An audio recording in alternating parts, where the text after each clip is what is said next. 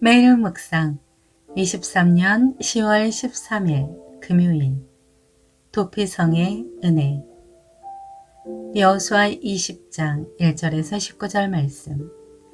그때 여호와께서 여호수아에게 말씀하셨습니다. 이스라엘 백성들에게 내가 모세를 통해 지시한 도피성들을 지정하라고 말하여라.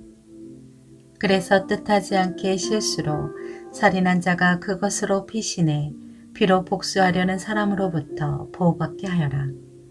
그가 이 도피성 가운데 하나로 피신하면 그는 그 성문 입구에 서서 그 성의 장로들 앞에서 자기 사건을 진술해야 한다. 그러면 그들은 그를 그 성으로 들이고 그에게 살 곳을 주어 그들 가운데 살게 할 것이다. 만약 피로 복수하는 사람이 그를 쫓아오더라도 그에게 그 피의자를 내주어서는 안 된다. 그가 어떻게 하다가 우연히 죽인 것인지 전부터 미워서 죽인 것이 아니기 때문이다. 그는 심판하는 회중 앞에 설 때까지나 그 당시에 대제사장이 죽을 때까지 그 성에서 살아야 할 것이다. 그 후에야 그는 자기 성으로 곧 그 도망쳐 나온 자기 집으로 돌아갈 수 있다.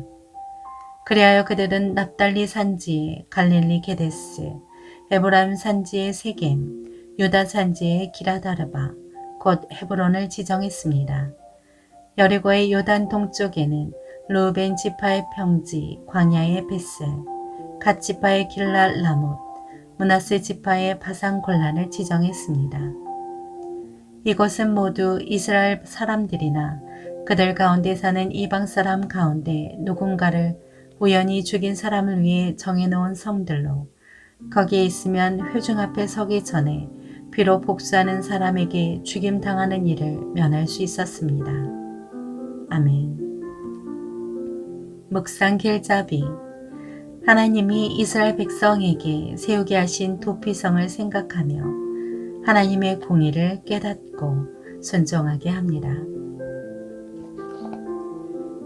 여호수아 20장 3절에 피의 보복자는 가까운 친족이 살해를 당했을 때 복수해야 할 의무를 가지고 있는 사람이었습니다. 민수기 35장 12절 말씀. 당한 만큼 갚고자 하는 것이 사람의 본성입니다. 그런데 만약 모든 사람이 사적으로 복수를 하면서 살아간다면 우리 사회는 어떻게 될까요? 하나님은 도피성을 통해서 이스라엘 사회의 무질서를 막으셨습니다. 첫째, 공의를 세우시는 하나님. 하나님은 가나안 땅 분배를 마친 이스라엘 백성에게 도피성을 세우라고 말씀하셨습니다. 도피성은 살인죄를 저지른 사람이 피할 곳이었습니다.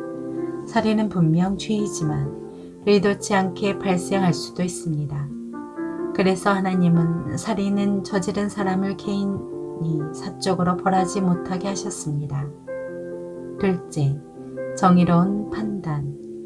실수로 살인을 저지른 사람이 도피성에 온다고 해서 무조건 사적 복수를 피할 수 있었던 것은 아닙니다. 그는 도피성 장로들에게 사실관계를 반드시 설명해야 했습니다. 그리고 장로들에게 고의적인 살인이 아님을 인정받으면 복수자가 찾아온다고 해도 생명을 부지할 수 있었습니다. 셋째, 구체적인 순종.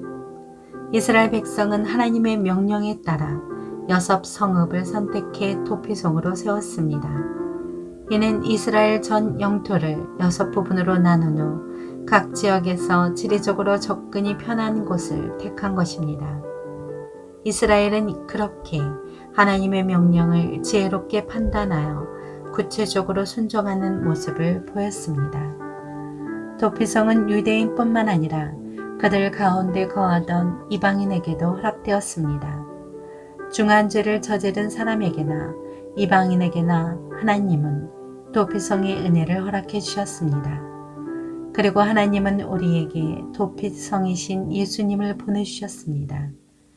우리는 예수님께 모든 죄를 용서받고 또 서로를 용서하며 살아가야 합니다. 삶의 적용. 서로에게 자비를 베풀라. 죄로 인해 하나님보다 더 슬퍼하고 고통받는 자는 아무도 없습니다. 그리고 죄인을 향해 하나님처럼 무한한 자비의 말을 해본 자도 없습니다. 죄인인 우리는 서로에게 자비를 베풀어야 합니다. 하나님은 그분이 베푸신 긍휼에 대한 반응으로서 우리에게 자비를 기대하실 만한 권리가 있으십니다. 당신을 향한 하나님의 자비가 진노로 바뀌지 않도록 당신에게 상처를 준 이웃에게 먼저 자비를 베푸십시오. 하나님의 공의와 은혜에 감사하며 매일 삶을 돌아보고 죄를 회개합시다. 기도합니다. 주님, 예수님의 십자가 앞에서 매일 용서받고 용서하며 살게 하옵소서. 예수님의 이름으로 기도합니다. 아멘.